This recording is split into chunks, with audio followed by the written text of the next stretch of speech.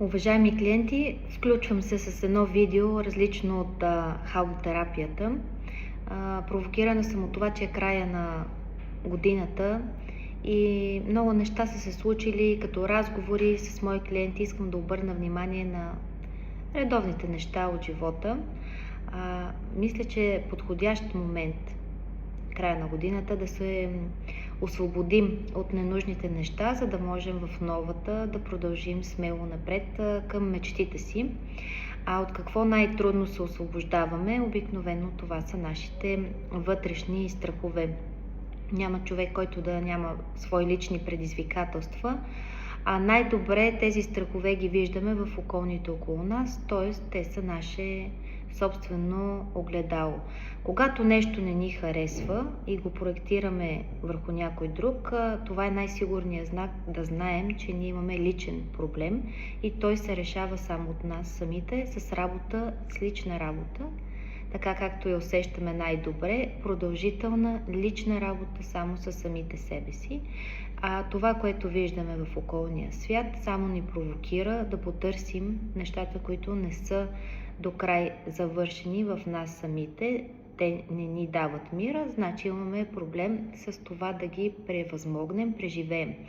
И аз ви пожелавам в края на годината да обърнете внимание повече на себе си, да видите какво вътрешно вас ви харесва или не и съответно да намерите силите, желанието и необходимата постоянност в това да го искате, да се освободите от него.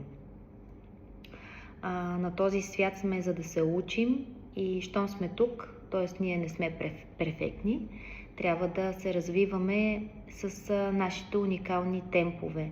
И само ако желаем да го направим, никога, когато някой отвън ни притиска да го направим. Затова аз лично в края на тази година искам да се освободя от чувството за отговорност за всичко, което се случва извън мен, да анализирам и да се опитвам да организирам всичко, което не е в моя диапазон на действие. Тоест, отговорността е само към себе си и това, което аз давам на останалите. Всеки един от вас е достатъчно отговорен, достоен, съответно да прецени кое е важно за него. Но факта, че все още виждам в моето обкръжение хора, които мислят, че могат да живеят отделно от едно общество, т.е. деленето ние и вие съществува. Мисля, че това няма как да продължи занапред. Децата ни растат в една среда, т.е. ако моето дете е добре, то трябва да е добре в тази среда. Аз искам всичките деца да са добре. По същия начин отношението трябва да е между нас, възрастните. В случая това, което имаме и се оглеждаме в съседните дворове и кой какво притежава или не притежава, всъщност е проекция на наши дълго прикривани липси. Тези липси не идват толкова от материални, а от емоционални неизживени неща. Въпреки че в днешно време материалното изглежда водещо, не е така.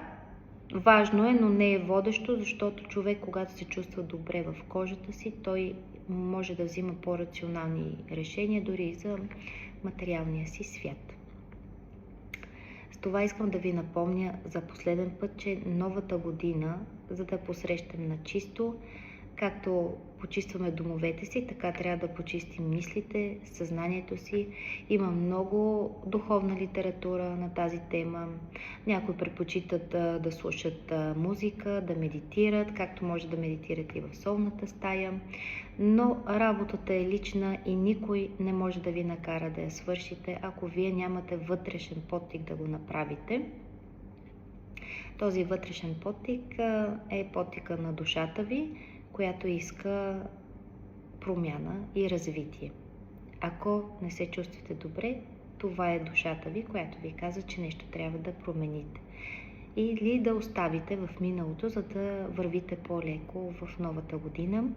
Светлина, усмивки ви желаем ние и по всякакъв начин се стараем с нашата работа, освен да получавате максимално добър ефект в солната стая, да получавате еднакво обслужване, такова каквото правим и за децата си.